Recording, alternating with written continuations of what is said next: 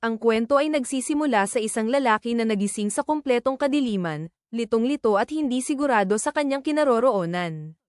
Sa una, wala siyang nakikitang anuman. Makalipas ang ilang sandali, isang mahina at mahinang liwanag ang lumitaw sa kanyang harapan, unti-unting lumalakas.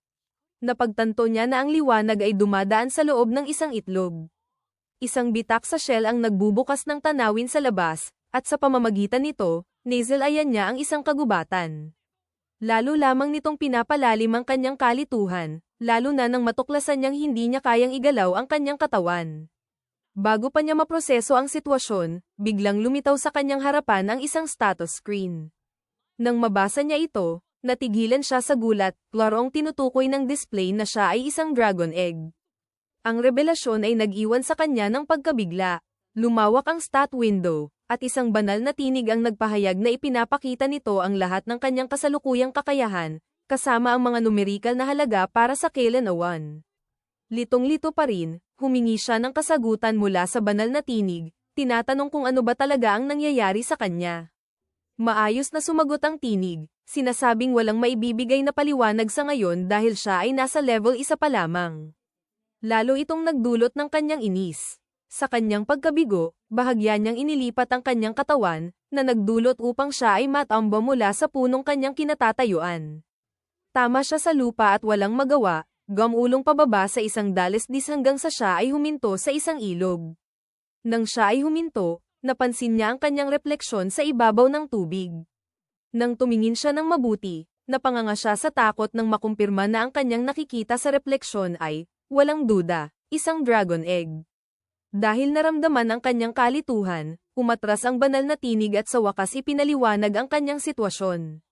Kumpirmado na siya ay isang dragon egg, na itinuturing sa mundong ito bilang isang F-rank na halimaw.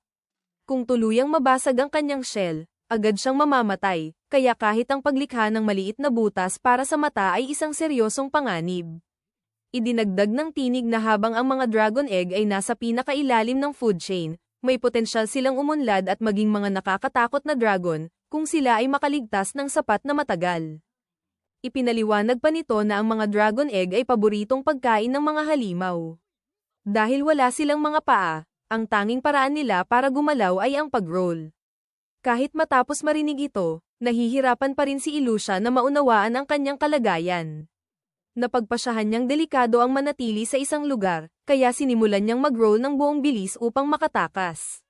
Sa halip, nauwi siya sa pagtombo mula sa isang maliit na bangin. Matapos ang paulit-ulit na pagkakahulog, inanunsyo ng system na tumaas ang kanyang fall resistance mula level 1 hanggang level 2.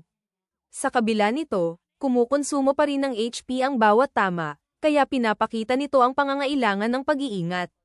Nasugatan at napagod, nagpasya siyang magpahinga at mag-recover. Gaya ng inaasahan, pag-icing niya, ganap na bumalik ang kanyang HP. Kumpirmadong pinupuno ng tulog ang kanyang health bar, na nagdudulot ng kaunting ginhawa sa mapanganib na mundong ito. Ipinagpatuloy niya ang pag-roll pasulong, nakalunod sa pag-iisip, iniisip kung ano ang mangyayari kapag siya ay tuluyang map-isa. Nagtatanong siya kung balang araw ay magiging isang higanteng dragon siya, na mapipilitang makipaglaban ng walang katapusan para lamang mabuhay. Habang nagro-roll ng walang iniintinding, bigla siyang huminto nang makita ang isang napakalaking insekto malapit sa kanya.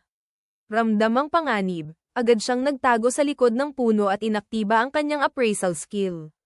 Lumabas sa resulta na ang nilalang ay isang egg eater, tugma sa pangalan nito. Sa sandaling mapansin siya ng insekto, bigla itong sumugod at hinabol siya na may malinaw na intensyong pumatay. Nag-roll siya ng buong bilis, ganap na alam na hindi siya makakatakas magpakailanman. Napagtanto niyang kailangan niyang baguhin ang sitwasyon, kaya patuloy siyang tumatakas habang walang tigil siyang hinahabol ng uod patungo sa isang bangin. Sa gilid, tumalon ang nilalang, sinubukang lunukin siya ng buo. Sa huling sandali, nakaiwas siya gamit ang lahat ng natitirang lakas, sumalpok sa halimaw, at itinaboy ito mula sa bangin. Bumagsak ang nilalang sa ibaba at namatay agad. Ito ang kauna-unahang laban na kanyang napanalunan. Inanunsyo ng system na nakakuha siya ng 12 experience points at umabot sa level 5. Bilang resulta, lahat ng kanyang stats ay ganap ng maxed. Bukod dito, nakamit niya ang mga kondisyon para sa evolution, na nagbibigay sa kanya ng pagpipilian sa pagitan ng pagiging baby dragon o little dragon. Dahil hindi siya sigurado sa kaibahan, ipinaliwanag ng system ang parehong opsyon. Ang little dragon ay isang dwarf dragon breed. Bagamat maliit ayon sa pamantayan ng dragon, mas malaki pa rin ang adult form nito kaysa sa isang oso at kilala sa makapangyarihang fire breath nito. Sa kabilang banda, ang baby dragon ay hindi gaanong angkop sa labanan dahil sa maiikling kuko at pangil.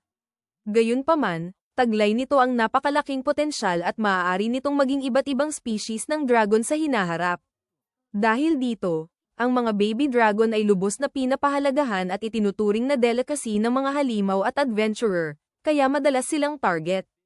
Gaya ng inaasahan, pinili niya ang little dragon, dahil nagbibigay ito ng mas ligtas na daan tungo sa kaligtasan. Agad pagkatapos ng kanyang pagpili, niyakap siya ng banal na tinig at binalaan na huwag limitahan ang sarili. Sinabi nito na mataas ang inaasahan nito sa kanya at hinihikayat siyang palaging magsikap tungo sa pinakamataas na tuktok. Ang mga salitang iyon ay nagdulot sa kanya ng pag-aalinlangan. Nagtaka siya kung ganito ba ang sinabi ng tinig dahil pinili niya ang kaligtasan kaysa panganib. Naalala niya na inilarawan ng system ang baby dragon bilang may napakalaking potensyal sa ebolusyon, kaya nagsimulang huminala siyang baka limitado ang paglaki ng little dragon, o maaaring tumigil na ito sa ebolusyon pagkatapos ng isang tiyak na yugto. Sa ganitong determinasyon, sa huli pinili niya ang baby dragon, ayaw mabuhay ng may panghihinayang. Bagamat delikado, tumanggi siyang balikan ang desisyon niya balang araw at isipin na pinigilan siya ng takot. Tinanggap ng system ang kanyang pagpili at ipinagkaloob ang evolution. Sa susunod na sandali, nagbago ang kanyang katawan at naging isang dilaw na baby dragon, eksaktong gaya ng kanyang pinili.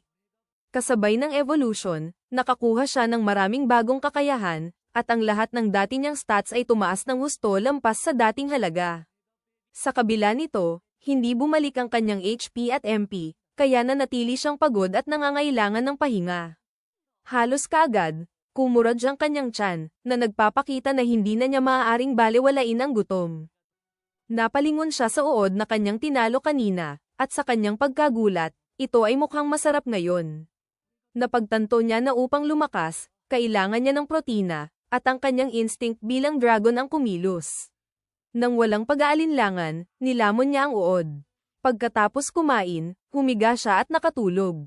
Pag-icing niya kinabukasan, ramdam niya ang ganap na pagbawi at sigla mula sa buong gabing tulog. Pumunta siya sa ilog at tiningnan ang kanyang refleksyon, ganap na tinatanggap na siya ay muling isinilang sa mundong ito. Ang nagpapabalisa sa kanya, gayunpaman, ay ang ganap na pagkawala ng anumang alaala mula sa kanyang nakaraang buhay. Hindi niya maalala kung sino siya dati, ang buhay na kanyang tinahak, o kahit na kung siya ay lalaki o babae. Habang nananatili ang kaisipang iyon, lumingon siya at napansin ang ilang madidilim na uod na papalapit mula sa likod. Sa pagkakataong ito, sa halip na tumakas, sumugod siya ng diretso sa kanila. Gamit ang kanyang bagong kakayahan, winasak niya ang unang alon sa loob ng ilang sandali. Habang patuloy siyang nakikipaglaban, na-unlock niya ang higit pang mga kakayahan, na ginagawang mas mabilis at mas epektibo ang bawat laban. Pagkatapos niyang mapuksa ang lahat, bumalik ang gutom. Tumanggi siyang kainin ng madidilim na uod, naalala ang kanilang kakilakilabot na lasa. Nang makita ang mga kabute sa paligid, nagpasya siyang subukan ng mga ito, ngunit agad niyang napagtanto na nakakalason pala ang mga ito. Matapos maranasan ng epekto, nagpasya siyang hindi na muling kumain ng mga random na kabute. Natuto mula sa pagkakamaling iyon, nagtungo siya ng mas malalim sa kagubatan upang maghanap ng tunay na biktima, ayaw mabuhay sa madidilim na uod lamang. Pagkalipas ng ilang sandali, nakakita siya ng isang kulay abong lobo. Bagamat mas malaki ito kaysa sa kanya, ginamit niya ang baby breath at dragon punch upang pabagsakin ito. Sinunog ng apoy ang balahibo ng lobo, at ang amoy nito ay nagpapaalala sa kanya ng barbecue. Sa kuryosidad, niluto niya ito ng mas matindi gamit ang baby breath. Nang sa wakas ay nakatikim siya, napagtanto niyang napakasarap nito. Pagkatapos noon, nakatagpo siya ng isa pang kulay abong lobo at halos agad itong natalo.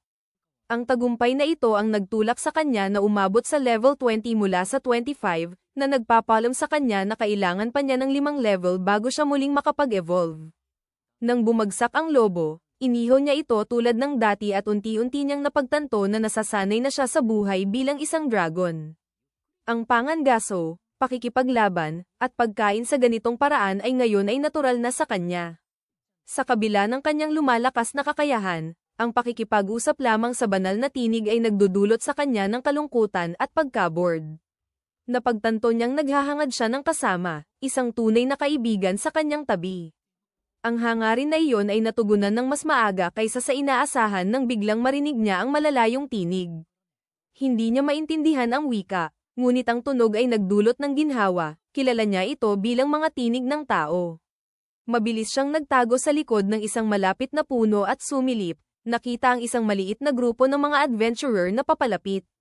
Sa una, naisip niyang magpakita at subukang makipag-usap, ngunit naalala niyang isa siyang dragon. Naisip niya kung aatakihin ba siya ng mga ito sa sandaling makita siya. Gayunpaman, naniwala siyang dahil siya ay maliit, mukhang hindi mapanganib, at medyo cute, baka hindi siya ituring na banta. Inisip pa niyang maaari siyang ampunin ng mga ito bilang alaga. Kumapit siya sa pag-asang iyon. Kaya lumabas siya mula sa likod ng puno at hinarap sila, ginagawa ang lahat upang magmukhang maamo at hindi agresibo. Ganap na nabigo ang plano. Walang nakita ang mga adventurer na kakatean, prey at mahalagang karne lamang. Nang walang pag-aalinlangan, hiniwan ng pinuno ng grupo ang kanyang dibdib gamit ang espada. Kaagad pagkatapos, nagcast ito ng isang numbing spell na nagparalisa sa kanyang katawan at iniwan siyang hindi makagalaw. Desperado niyang sinubukang tumakas, ngunit tumanggi ang kanyang katawan na sumunod. Walang magawa, pinanood niya habang unti-unting lumalapit ang mga adventurer, malinaw ang hanggarang patayin siya. Sa sandaling iyon, napagtanto niya kung gaano siya naging naive sa paniniwalang maaaring makipagkaibigan ng isang dragon sa mga tao. Matapos ang lahat ng kanyang pinagdaanan upang mabuhay at mag-evolve, pakiramdam niya ay magtatapos ang lahat sa isang walang saysay na kamatayan. Habang itinaas ng pinuno ang kanyang sandata upang ibigay ang huling palo, isang babaeng adventurer ang lumapit at pinigilan siya. Iginiit niya na walang dahilan upang patayin ang isang maliit, cute, at inosenteng mukhang dragon. Nalilito, nagtataka siya kung bakit siya buhay pa. Makalipas ang ilang sandali, kumalat ang init sa kanyang katawan. Nang tumingin siya pataas, napagtanto niyang ang babaeng adventurer ay nagcast ng healing magic sa kanya. Agad niyang inaktiba ang appraisal at nalaman na ang pangalan niya ay Maria. Sa kabila ng mababang MP, patuloy siyang ginagamot ni Maria. Patuloy na nagsasalita si Maria, at di nagtagal, inanunsyo ng system na nakuha niya ang skill na Greek language, na nagpapahintulot sa kanya na mas malinaw na maunawaan ang pananalita ng tao habang tumataas ang level nito. Ngunit panandalian lamang ang banayad na sandali. Biglang umalingaw-ngaw ang matinis na sigaw mula sa unahan. Agad na nakilala ni Maria ang mga sigaw bilang mula sa kanyang mga kasama at dali-daling tumakbo upang tumulong. Bago siya makaalis, hinawakan niya ang braso ni Maria at kagyat na sinala ang kamay niya, nagbabala na napakadelikado ng anuman ang naghihintay sa unahan upang harapin ito mag-isa. Humugot si Maria at nagpatuloy sa pagtakbo, iniwan siya sa likod. Nang mapagtanto niyang hindi niya maaaring iwan ang nagligtas sa kanyang buhay, pinilit niyang buuin ang kanyang tapang at sundan siya. Nang marating niya ang lugar, tinakpan siya ng takot nang makita ang kaaway na kanilang nilalabanan, isang rock dragon, isang C-rank na halimaw. Upang mas lalong maging malala ang sitwasyon, ito ay may 177 GP, na nangangahulugang kakailanganin ang napakalaking pinsala upang mapabagsak ito. Nasugatan na si Maria ng nilalang, at nang tawagin niya ito, inilipat ng rock dragon ang atensyon nito sa kanya. Haharapin ang napakalaking halimaw na ngayon ay nakatuon lamang sa kanya, natigilan siya sa takot, hindi makagalaw, iniisip kung ito na ba talaga ang katapusan ng lahat. Muntik nang mamatay ang sanggol ngunit nakaligtas siya sa pamamagitan ng isang mabilis na pagtalon. Matapos magtago sa mga palumpong, naisip niya kung gaano siya naging mangmang sa paniniwalang maaari siyang manalo sa pamamagitan ng pakikipagtulungan sa mga tao. Kinwestiyon pa niya kung bakit tinatawag na duwende ang lalaki gayong napakalaki ng nilalang. Nakita niya ang babae na nakahandusay sa lupa at napagtanto niyang bagamat buhay pa ito, patuloy pa rin itong hinahabol ng kaaway. Ayaw niyang mapatay ang babaeng minsang nagligtas sa kanya, kaya nagmadali siyang tumakbo patungo rito. Ngunit biglang sumulpot ang mga mapanghimasok na isip na pumihil sa kanya sa kalagitnaan, hinihikayat siyang tumakas na lamang. Bigla, isang banal na tinig ang sumakop sa kanyang katawan at pinilit siyang aminin na wala siyang kakayahang talunin ang isang halimaw na ganoon kalaki. Gayunpaman, tumanggi siyang iwan ang taong nagligtas sa kanya kamakailan lamang. Buo ang loob niyang sumulong. Nang umatake ang kaaway gamit ang buntot nito, mabilis siyang gamulong palayo, dahilan upang tawagin siyang hari ng pag-iwas, at nagawa pa niyang tamaan ang ulo ng nilalang gamit ang parehong galaw. Pagbagsak niya, napansin niyang patay na ang salamangkero ng grupo, ngunit buhay pa ang mandirigma. Naniniwala siyang maaari pa niyang mailigtas ang mga ito, kaya patuloy niyang ginamit ang kanyang teknik sa paggulong laban sa kaaway. Dahil napahusay na niya ang kakayahang ito mula pa noong siya'y nasa loob ng itlog, hindi niya layong talunin ng halimaw kundi ilayo ito upang makabalik siya at mailigtas ang mga nakaligtas. Kahit ganon, pinabagsak ng batong dragon ang lupa, nagbunsod ng isang dambuhalang alon ng lupa na tumama ng direkta sa sanggol.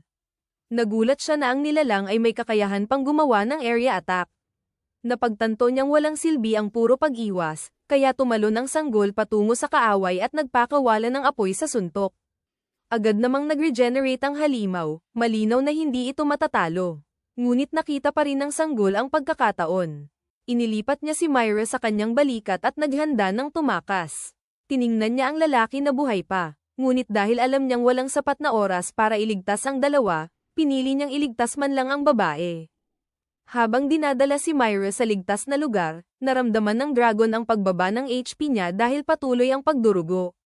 Sa desperasyon, sinubukan niyang maglabas ng healing spell, ngunit pinabayaan niya ang ideya, na pagtanto niyang kailangang kumilos kaysa umasa sa pantasya.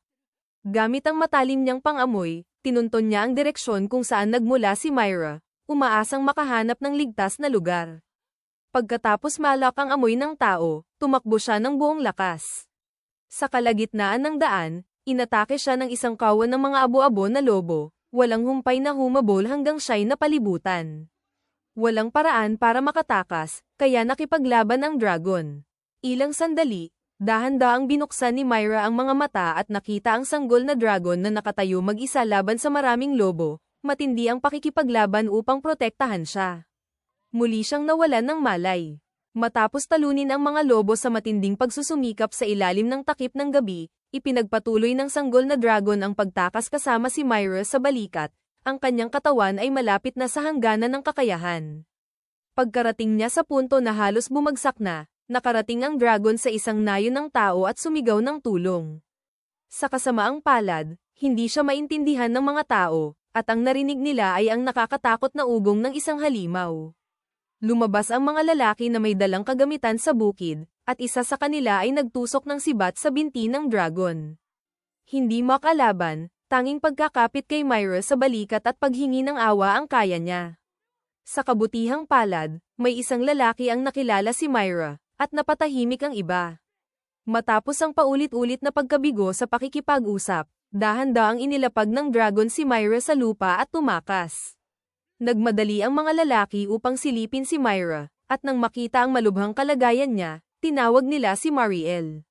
Mag-isa sa kagubatan, nakaramdam ng ginhawa ang sanggol na dragon nang malaman niyang ligtas na ang babae, kahit malubha ang sugat sa kanyang hita dahil sa sibat.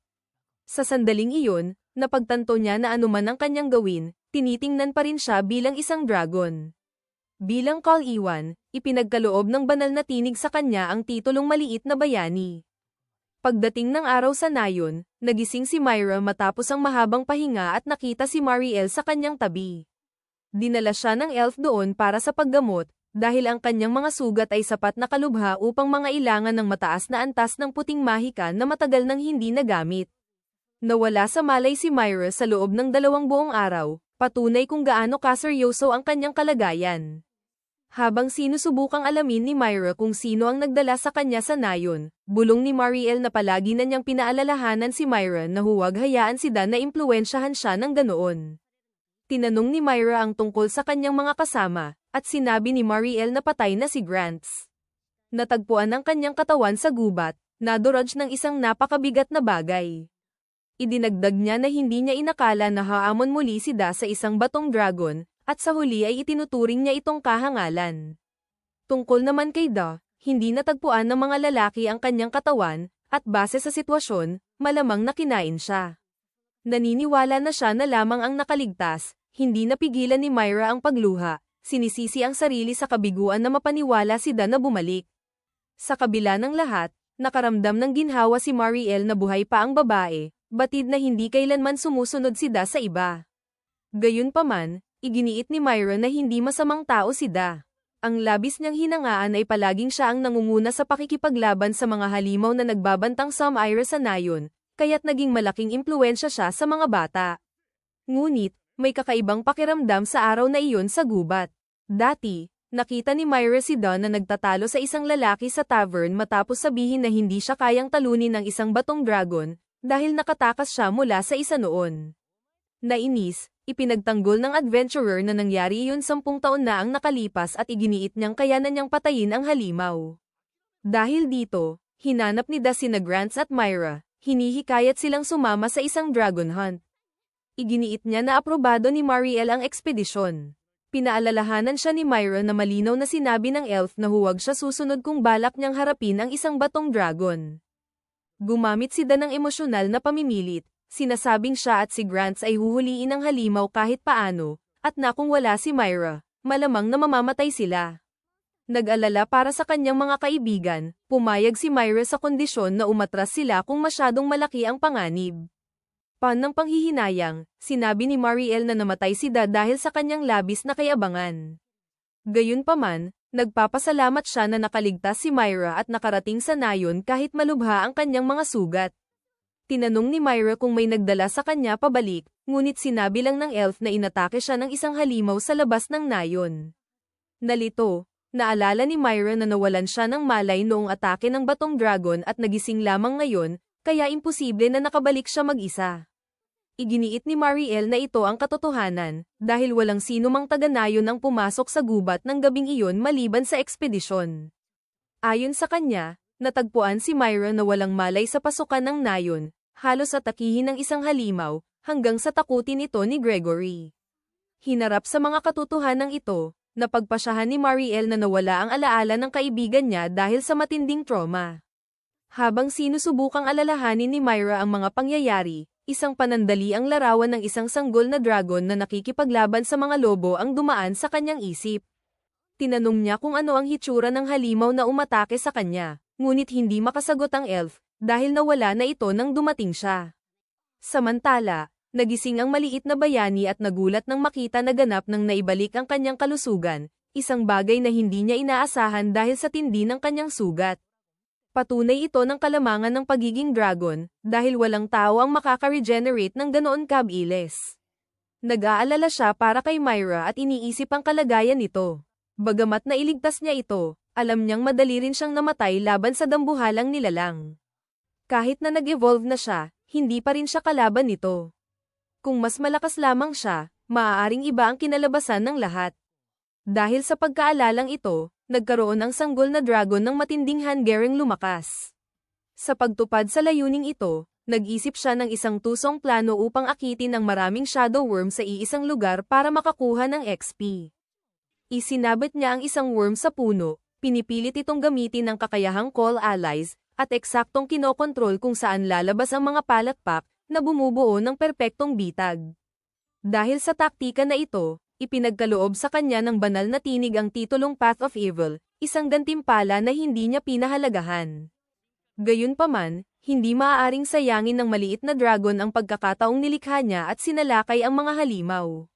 Bagamat hinangaan niya ang katapatan ng mga ito sa pagtugon sa tawag ng kaibigan, sinunog niya silang lahat at umabot sa level 25, na natugunan ang mga kinakailangan para sa kanyang susunod na ebolusyon. Sabik, ipinakita sa kanya ang mga pagpipilian, Mini Dragon, Mini Angel Dragon, Child Dragon, Marble Child Dragon, at Plague Young Dragon. Nalilito, ang unang napansin niya ay kung gaano kakabahala ang tunog ng huling pagpipilian. Dumagsa sa kanyang isip ang mga tanong. Ano ang pagkakaiba ng Mini at Child, o ng Baby at Little Dragon? Lumitaw ang banal na tinig upang magpaliwanag. Ang Little Dragon ay hindi maliit sa sukat, kundi isang dragon na hindi nalalago pa mula sa kasalukuyang anyo. Mabilis mag-level ang Little Dragons ngunit mas mababa sa kakayahan at potensyal sa hinaharap kumpara sa mga baby. Sa madaling salita, ito ang mas maikling landas, malakas sa simula ngunit may hangganan. Sa kabilang banda, ang baby dragon ay sumusunod sa mas mahabang landas, nagsisimula ng mahina ngunit may kakayahang magkaroon ng mas malaking kapangyarihan sa paglipas ng panahon. Idinagdag ng banal na tinig na ang uri na child ay pinalakas na bersyon ng baby. Ang mini na uri ay may limitadong landas ng ebolusyon, ngunit bawat opsyon ay garantisadong malakas. Nang tanungin ng dragon tungkol sa young na uri, nanahimik ang banal na tinig, na nag-iwan sa kanya ng pag-aalala sa pagpili. Dahil hindi makapagdesisyon, humiling ang sanggol na dragon ng maikling paliwanag tungkol sa lahat ng 5 opsyon, at muling nagsalita ang banal na tinig. Ang mini dragon ay maliit tulad ng little dragon, ngunit mabagal ang paglaki at may limitadong landas ng ebolusyon. Bilang kapalit, maaari lamang itong mag-evolve ng higit pa kung maipakita nito ang bihirang potensyal. Nakita ng baby ang opsyon na ito bilang kaayla-hilakbot dahil sa mabagal na paglaki at mahinang kinabukasan, kaya agad niya itong itinakwil. Sunod ay ang mini angel dragon, na tinatawag ding helper spirit. Ang uri na ito ay inilalaan ang buong buhay sa pagtulong sa iba. Bagamat bihasa sa white magic, kulang ito sa lakas sa labanan. Hindi gusto ng baby ang ideya ng pagiging mahina sa pakikipaglaban, ngunit naaalala niya kung gaano niya minsang hinahangad ang healing magic tulad ni Myra. Ang child dragon ay ang natural na ebolusyon ng isang baby dragon. Habang lumalaki, tumataas ang lakas ng katawan nito, kaya't kaakit-akit at inirerekomenda itong landas para sa kanyang kasalukuyang klase. Sunod ay ang marble child dragon. Ang mga dragon na ito ay mutated, may mga patak-patak na hugis sa kanilang mga kaliskis at may mas malakas na kapangyarihang mahika kaysa sa karamihan. Isinasaalang-alang ng baby ang landas na ito, iniisip na ang malakas na mahika at kakaibang mutation ay maaaring maging mahalaga sa hinaharap. Huling opsyon ay ang Plague Young Dragon, ang unang hakbang patungo sa pagiging isang evil dragon na nagdudulot ng sakuna. Bagamat kilala sa maikling buhay, may natatanging talino ang mga ito at kayang maganyong tao, kahit na nakatira ng nag-iisa. Sa pagtatapos ng paliwanag, hinatak ng baby dragon ang kanyang mga tainga, dahil agad na itinakwil ang landas na ito dahil sa kakilakilabot na katangian nito. Gayunpaman, narinig niya ang isang detalye, na kaya nitong maganyong tao. Kaagad nitong nakuha ang kanyang atensyon, dahil maaari itong maging pagkakataon niyang makapasok sa mga nayon at mamuhay ng normal nang hindi tinutusok ng sibat sa hita. Mula rito, maingat niyang sinuri ang bawat opsyon at hinarap ang isang malupit na dilema. Sa huli, tulad ng babala ng banal na tinig, may dahilan kung bakit ang klaseng ito ay may pangalang plague.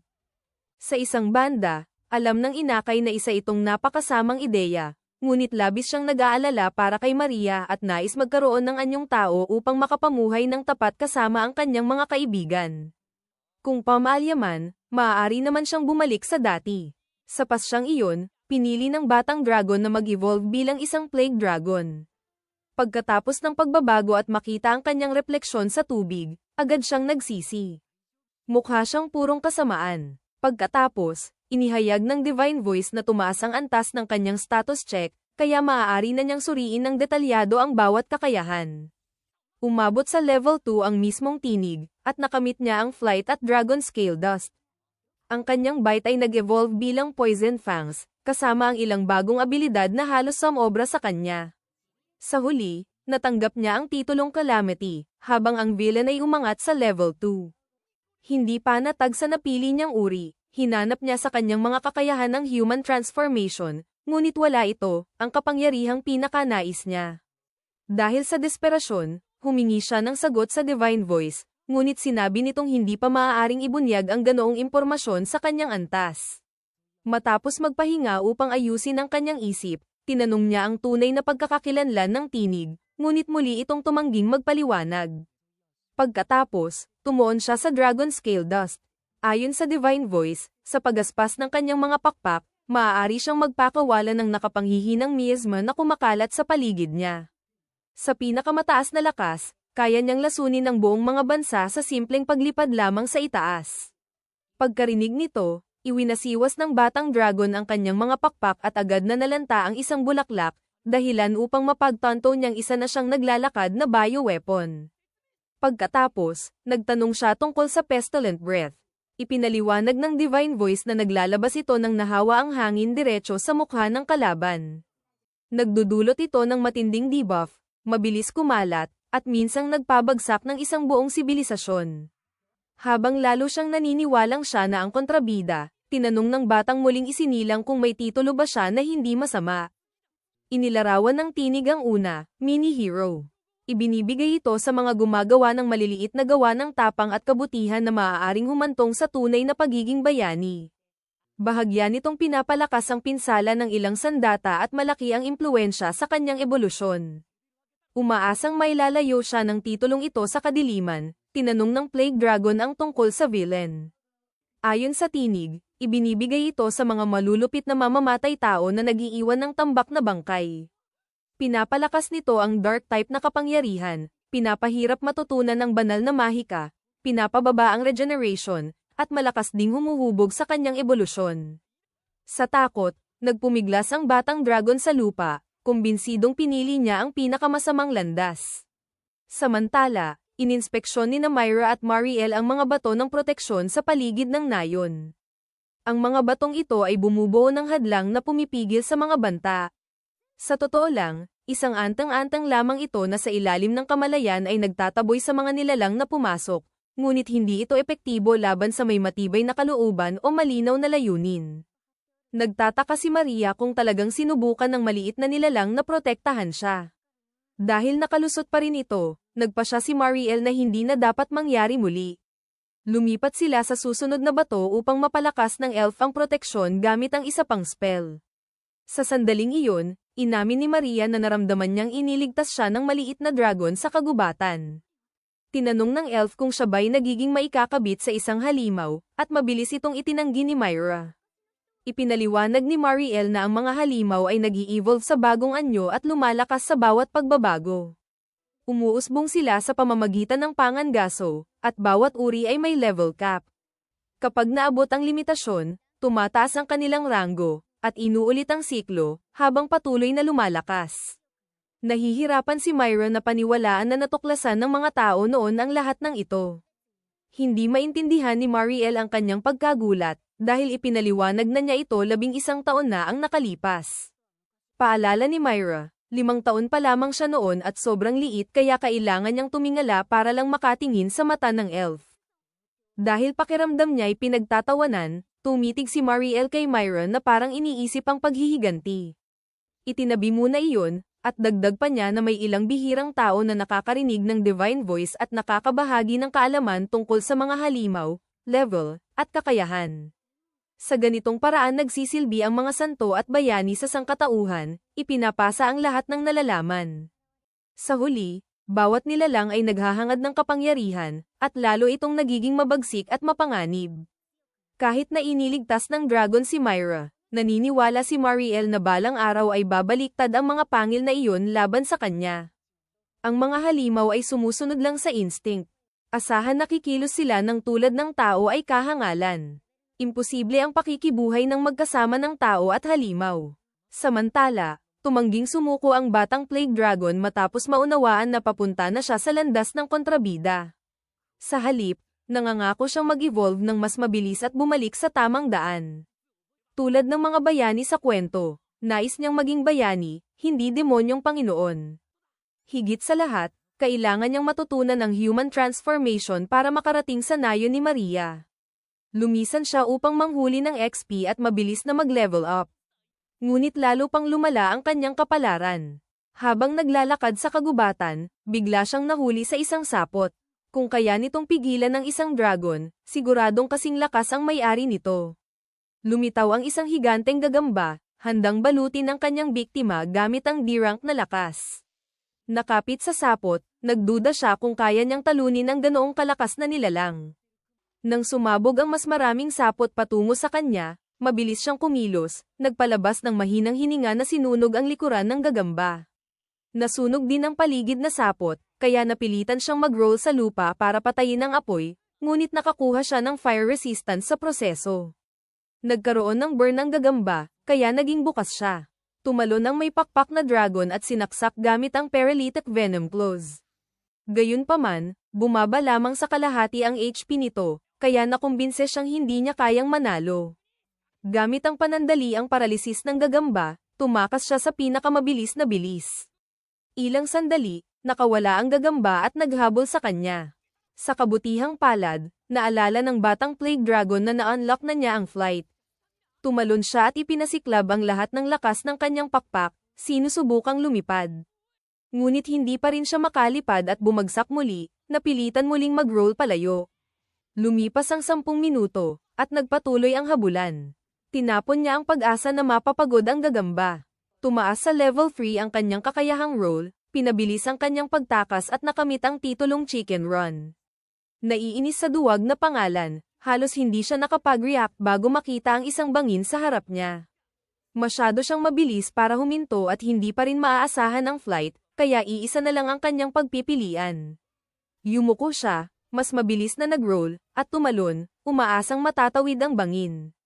Dahil sa momentum, ipinako niya ang kanyang mga pakpak at sa wakas ay nakalipad sa kabilang panig. Akala niya ligtas na siya, lumingon siya, at nakita ang gagamba na gumagawa ng tulay na sapot sa ibabaw ng kawalan. Mabilis itong tumawid at ipinagpatuloy ang habulan. Sa kabutihang palad, umabot na sa level 4 ang roll. Habang tuloy-tuloy siyang nagpapatuloy, isang naguguluhang kulay abo na lobo ang napadpad sa kanyang daraanan at nadodge, nagbibigay ng 20 XP. Dahil sa titulong Walking Egg, nakakuha siya ng karagdagang 12 XP, tumalon mula level 1 hanggang 3. Hindi lang lobo ang nabiktima.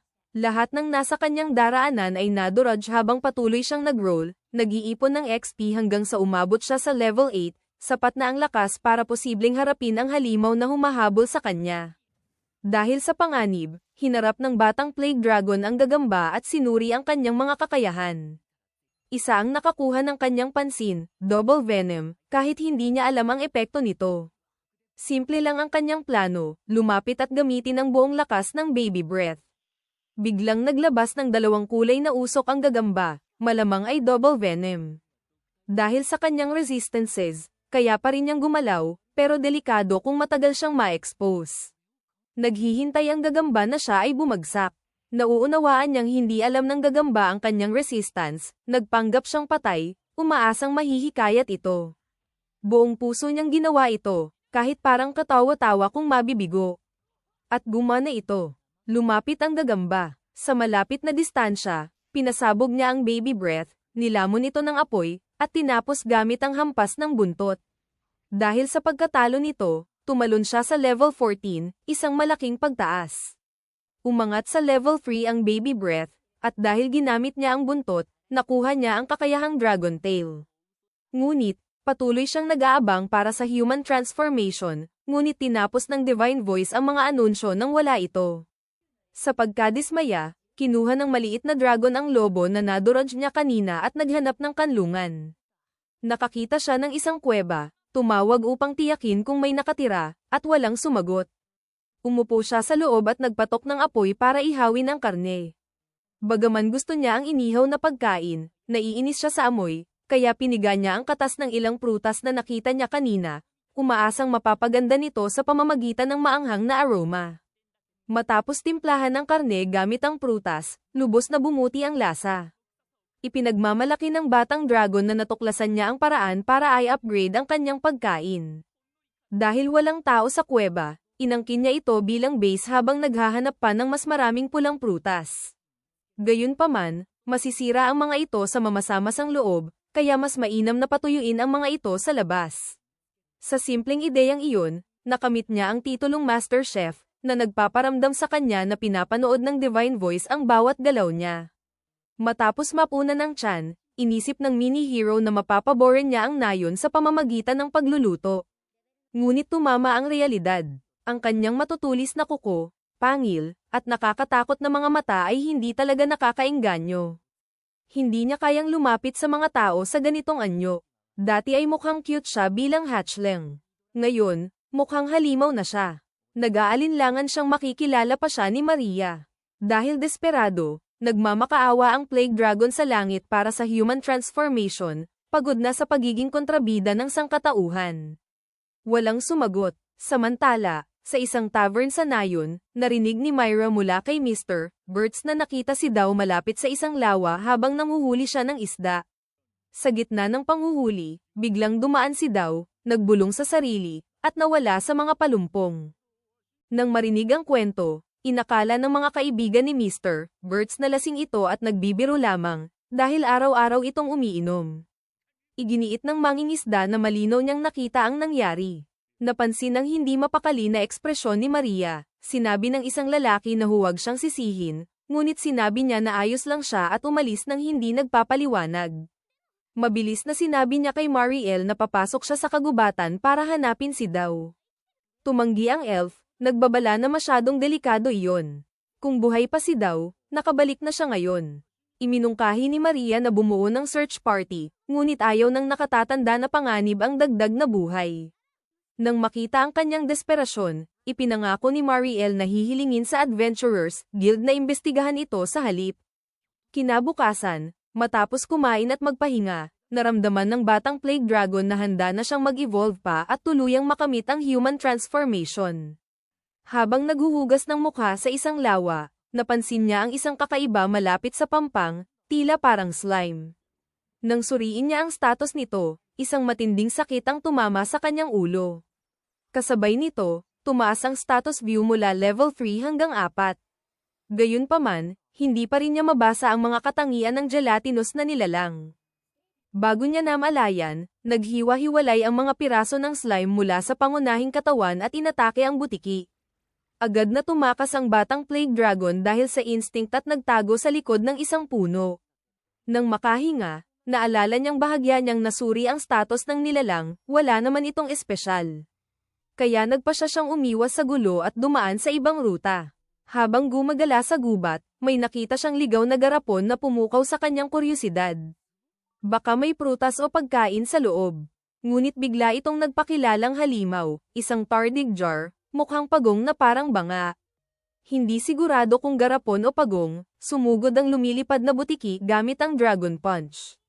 Isang HP lang ang nabawas, na ikinahihiyang resulta. Nainis, paulit-ulit siyang umatake mula sa iba't ibang anggulo, ngunit ginamit ng nilalang ang sleep para maibalik ang HP, nagtatago sa loob ng kabibe habang nagre-regenerate. Sa inis, dinampot ng batang Plague Dragon ang tila pagong, dinala sa bangin sa ibabaw ng ilog, at inihagis pababa.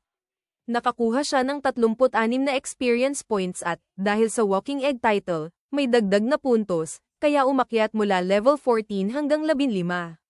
Dagdag pa rito, nakuha niya ang Rogue King title, at ang Malefactor title niya ay tumaas mula level 2 hanggang 3. Ngunit bukod sa mga gantimpalang iyon, may panibagong problema. Isang hukbo ng Tardigrades ang lumitaw upang tulungan ang kanilang kasama, na gumamit ng Call Allies matapos mahulog sa bangin. Para mas lalong komplikado, ang mga naglalakad na garapon ay nagtipon-tipon at naghalo sa isang malaking masa, ang Tardigrade Megazord, na umaakyat sa ibabaw ng isa't isa, bumubuo ng bundok ng mga garapon. Hindi pinansin ng batang Plague Dragon ang mga ito. Dinampot niya ang pinakamababang garapon at inihagis sa vertical na tumpok, durog ang lahat ng sabay-sabay. Nakuha niya ang Meteorite skill at 574 na experience points, hindi kasama ang bonus mula sa Walking Egg, kaya umakyat siya mula level 15 hanggang 30. Ang kanyang flight ay tumaas mula 1 hanggang 2, at ang status vision mula 4 hanggang 5. Naisip niya na ang pagwasak sa buong grupo ng Tardigrade ang pinakamatalinong hakbang. Sinuri ang mga garapon na ginamit bilang kabibe at napansin niyang hindi pala ito kasing matibay ng itsura. Ngunit bukod dyan, mayroon na siyang sapat na karne para busugin ang sarili, kahit na naisip niyang magdagdag ng kaunting salad para balansihin ang dieta. Sa huli, pagdating sa balanse, ang talagang nagpapakaba sa kanya ay hindi pa rin niya na-unlock ang matagal nang ninanais na human transformation skill. Kahit na 10 beses na siyang nag-level up, hindi pa rin ito lumitaw. Habang naglalakad sa gubat, napansin ng batang Plague Dragon ang langit na kumikislap ng malalim na kulay ube at narinig ang mga yabag sa mga puno. Maingat, dahan-dahan siyang lumapit sa pinanggagalingan ng tunog at agad na nakita ang isang oso na naglilibot sa gubat. May kakaibang pakiramdam siya, lalo na sa paraan ng paglakad nito. Masyado itong malayo para mabasa ang status, ngunit tiningnan niya ang species, isang mud bear, burrow, di dagdag rank na halimaw. Bagamat hindi mataas ang level, hindi niya ito pwedeng maliitin dahil sa malakas nitong regeneration. Dahil ka-level siya nito, naisip niya kung kakayanin niya bang harapin ito ng direkta. Ang pinaka-interesado siya ay ang katawan nitong gawa sa putik. Kung mapapalayas niya ito, maaari niyang patigasin ang putik gamit ang apoy at gumawa ng custom na garapon para sa kanyang kubo. Sa ideyang iyon, ginamit ng lumilipad na butiki ang pagkakadistract ng oso para lumapit ng tahimik, umaakyat sa puno para sa pinakamainam na anggulo ng atake. Pagkatapos maghanda, tumalon ang batang Plague Dragon, inaasahan ng madaling panalo, ngunit napatigil siya nang buksan ng oso ang tiyan nito, ipinapakita ang hanay ng mga tinik na gawa sa putik, parang Iron Maiden. Upang maiwasan ang nakamamatay na patibong, umasa siya sa kanyang liksi at ginamit ang roll, dumulas sa paligid ng tinik na katawan ng halimaw. Sa paulit-ulit na pag-roll, nabawas niya ang 15 sa 40 HP ng oso. Ngunit, tulad ng babala ng banal na tinig, malakas ang recovery nito at agad na naibalik ang kalusugan. Pinalibutan niya ang mud bear, naghahanap ng paraan para tapusin ito. Sa kanyang level, imposible ang one-shot kill. Ang pinakamalakas niyang skill ay ang meteorite, ngunit hindi niya kayang buhatin ng ganitong kalaking halimaw tulad ng ginawa niya sa Tardigar. Sa ngayon, simple ang taktika, roll, atake, umatras, paulit-ulit hanggang maubos ang mana nito.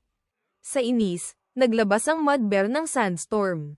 Nang lumipas ito, tumigas ang oso at naging mas matibay at mas tinik, na pumipigil sa kanyang roll na atake. Ang mud bear ay may natitirang 19 sa 100 mana, na nagpapakita na malapit na itong maubos. Gayunpaman, lumaban pa rin ito, pinutol ang isang tinik at inihagis. Dumulas siya sa reflex at pinag-aralan ng katawan nitong gawa sa putik. Lumaban ang batang Plague Dragon, sumugod at pinutol ang isang braso ng oso. Lumuwa ang putik ng matanggal. Mabilis ang isip niya at hinubog ang braso bilang isang bola para sa meteorite.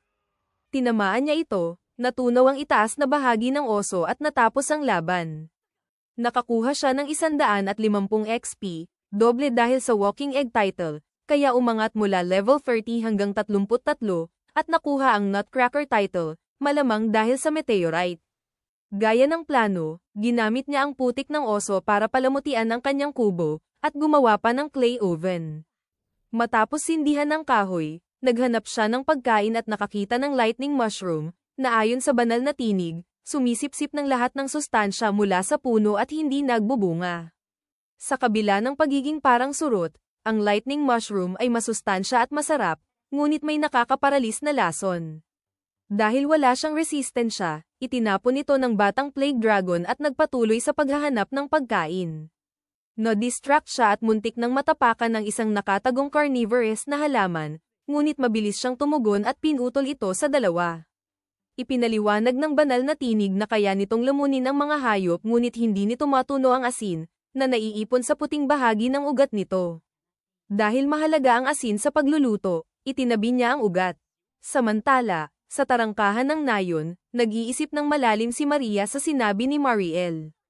Bagamat binalaan na huwag umalis, ayaw niyang sayangin ang oras at panganib na mawala si Da. Sinabi ni Gibberts na kakaibang paraan ng paglalakad si Da sa gubat. Totoo man o hindi, sapat na ito para siya'y lumabas.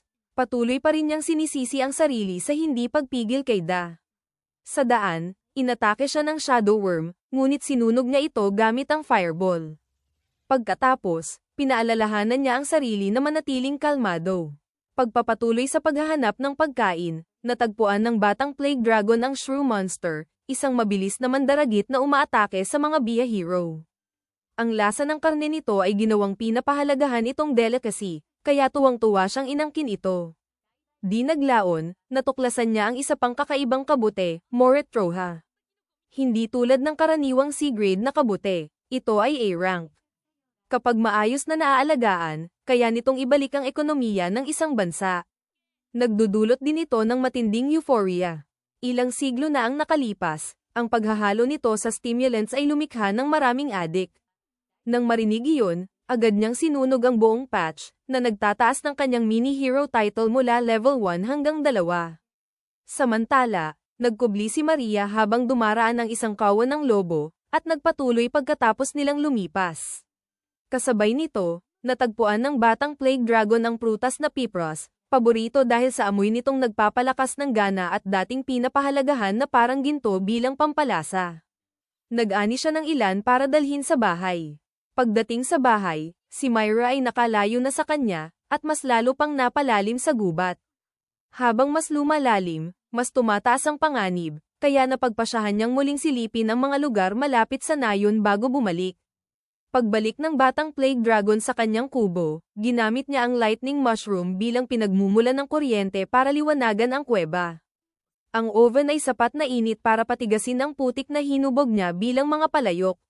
Mabilis niyang niluto ang mga sangkap na nakalap, lumilikha ng masaganang pagkain na pinalakas ng asin at pampalasa. Pagkatapos kumain, tumaas ang kanyang Master Chef title sa level 2, at nakuha niya ang Artisan title para sa kanyang mga ceramic. Dahil nostalgiko sa kanyang nakaraang buhay, na-excite siya sa susunod niyang itatayo o lulutuin. Kinabukasan, habang sakay sa karwahe, ipinahayag ng isang beast woman ang kanilang pagdating sa gubat at ginising si Miss Melia. Nang bumaba sila, tiyak siya na ito ang Noah Forest, ang lugar na ipinadala ng guild upang siyasatin. Di naglaon, bumalik ang batang plague dragon mula sa panibagong pangangaso. Pagkatapos kunin ang balat ng mga lobo, niluto niya ang bahagi ng karne at isinabat ang natira sa labas ng kuweba para matuyo.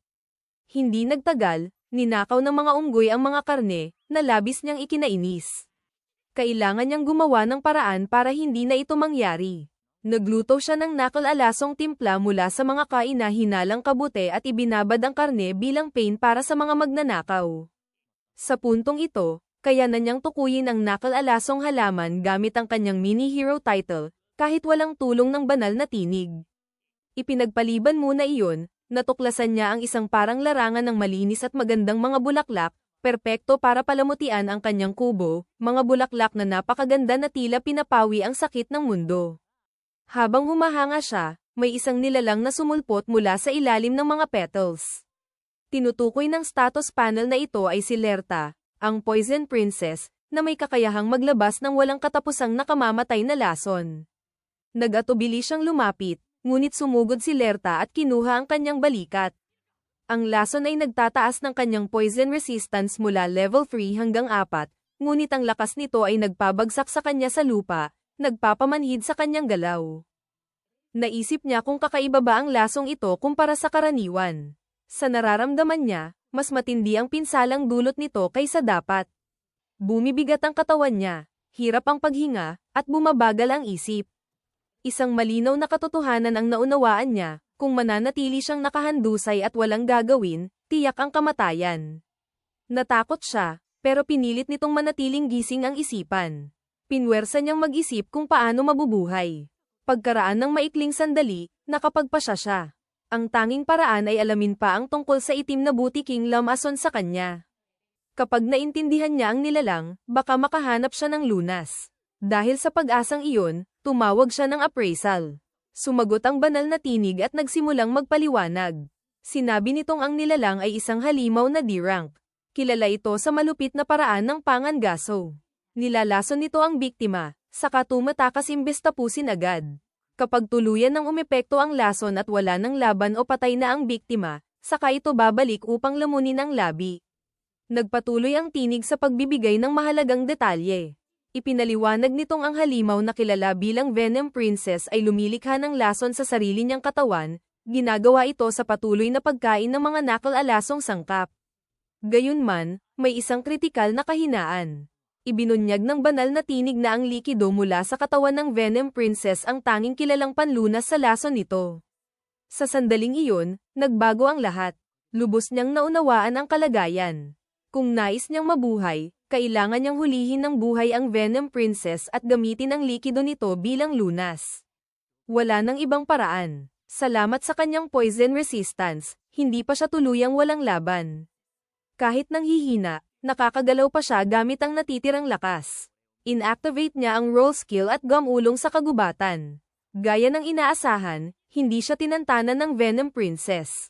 Ginamit din ito ang roll skill para manatiling nauna. Bigla siyang tinamaan ng matulis na tipak ng lupa, at doon niya napagtantong kaya rin pala nitong gamitin ang skill na iyon. Patuloy siyang gumulong ng matagal, pinipilit ang sarili kahit lumalabo ang paningin.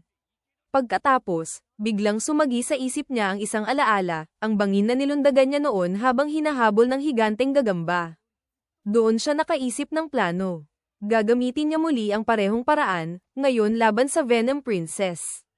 Tinipon niya ang natitirang lakas at mas lalong bumilis ang paggulong. Sa huling sandali, bigla siyang pumihit at itinulak ang Venom Princess pababa ng bangin.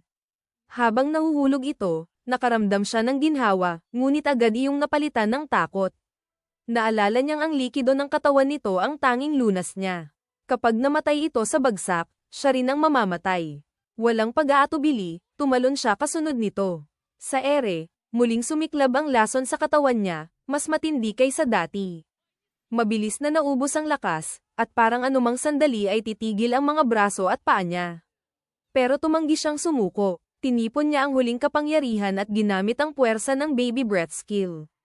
Tinulak sila ng bugso paitaas ng sapat para makabalik sa lupa. Bahagya lang silang nakaligtas. Paglapag nila, bumigay na ang katawan niya. Malubha na ang pinsala ng lason at hindi na siya makapanatiling gising. Bumagsak siya, habang ang Venom Princess ay napahiga sa ibabaw ng kanyang dibdib. Malayo sa kagubatan, makikitang pauwi si Myra sa kanilang nayon. Isa na namang mahabang araw ang ginugol niya sa paghahanap kay Daw. Paulit-ulit na tinatawag ang pangalan nito at sinisiyasat ang bawat lugar na maisip. Muli, wala siyang nakita. Bigla, narinig ni Myra ang tinig ni Mariel na tumatawag mula sa di kalayuan. Ayaw niyang malaman ni Mariel na palihim na naman siyang pumasok sa gubat. Kapag nalaman nito, siguradong pagsasabihan siya. Kaya dali-dali siyang lumabas ng kakahuyan at lumapit sa boses. Pagdating kay Mariel, nagkunwari siyang kalmado at bumati na parang walang nangyari. Nakahinga ng maluwag si Mariel nang makita si Myra. Ipinaliwanag niyang matagal niya itong hindi nakita kaya nag-alala siya. Hinanap niya ito kung saan-saan, pati sa bahay nito, pero walang bakas. Kaya direkta niyang tinanong kung saan ito nanggaling.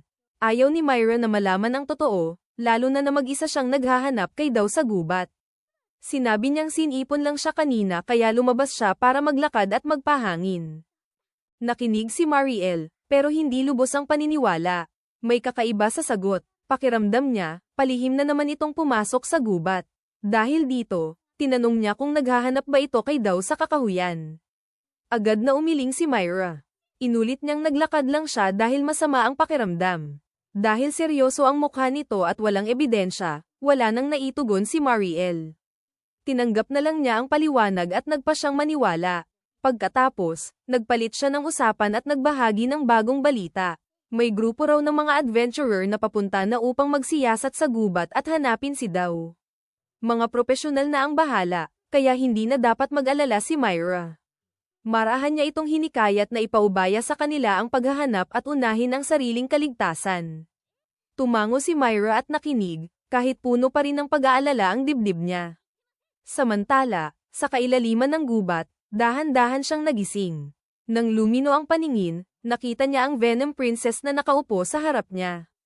Una, inisip niya ang pinakamasama. Akala niya'y naghintay ito para lamunin siya, ngayong dapat patay na siya sa lason. Ngunit nang subukan niyang gumalaw, may napansin siyang kakaiba. Hindi na mabigat ang mga braso, at wala na ang hapdi ng lason. Doon niya naunawaan ang lahat. Hindi siya iniwan ng Venom Princess para kainin. Siya pa ang nagbigay ng lunas. Kahit paano, ginamit nito ang sariling likido upang iligtas ang buhay niya. Kasabay nito, may isa pa siyang napagtanto. Matapos niya itong iligtas sa pagtalon sa bangin, tila nag-iba ang tingin nito sa kanya. Hindi na siya biktima, kundi iba na ang halaga. Sa tahimik na sandaling iyon, unti-unting nabuo ang ugnayan nila. Dito nagsimula ang kakaiba ngunit tapat nilang pagkakaibigan. Kalaunan, dinala niya ito pauwi. Pagdating, naghanda siya ng simpleng hapunan para sa kanilang dalawa. Habang magkasamang kumakain, may naramdaman siyang matagal nang nawala, ginhawa. Napagtanto niyang matagal na rin mula nang may makasalo siya sa pagkain. Unti-unting naglaho ang lungkot na matagal niyang pasan. Habang mas tumatagal silang magkasama, may pumasok na isip sa kanya. Wala ni isa sa kanila ang may pangalan. Nag-isip siya ng maipapangalan sa Venom Princess. Maraming ideya ang pumasok at nawala, pero kalaunan, tumigil siya. Napagtanto niyang hindi mahalaga ang pangalan. Mas mahalaga na nagkakaintindihan sila at hindi na nag-iisa. Pagkatapos noon, lalo silang naging malapit. Sa paglipas ng panahon, naging tunay silang magkapareha at nagsimulang manghuli ng magkasama. Natutunan nilang sabayan ang galaw ng isa't isa, kung kailan susugod at kung kailan uurong. Habang lumilipas ang mga araw, naging normal na sa kanya ang presensya nito. Hindi na ito kakaiba. Sa halip, pakiramdam niya ito na talaga ang tama. May isa lang siyang hindi masanay. Ayaw ng Venom Princess sa karaniwang pagkain. Tinatanggihan nito ang lahat ng ibinibigay niya. Mas gusto lang nito ang mga nakal-alasong halamang tumutubo sa kailaliman ng gubat. Isang makamandag na kabute ang mabaho, kaya para pigilan ito, ginamit niya ang baby breath at sinunog iyon bago pa nito makain. Pagkagawa niya, kitang-kita ang inis ng Venom Princess. Agad niyang naunawaan ang pagkakamali. Para rito, hindi delikadong pagkain ang mga halamang iyon ang pinanggagalingan ng lakas. Ang pagsunog niya roon ay parang pag-atake sa mahalaga rito. Kaya upang bumawi, nangako siyang hahanap pa ng iba para dito. Ngunit bago pa siya makapag-isip kung saan kukuha, may di inaasahang nangyari. Biglang may lumitaw na mabigat na presensya. Isang bihirang halimaw na tinatawag na twin head ang sumulpot at hinaranggan ang daan nila. Dalawa ang ulo nito, magkaiba ang kulay at ekspresyon. Sa titig pa lang, halatang naghahanap ito ng laban. Saglit siyang natigilan. Hindi pa niya ito nakikita noon. Ramdam niya agad ang malakas na aura at ang banta ng panganib. Sa masusing pagtingin, napansin niyang may ilang espesyal na kakayahan ito, tulad ng gravity. Nayanig ang kumpiyansa niya. Hindi siya sigurado kung kaya niyang talunin ang ganitong nilalang.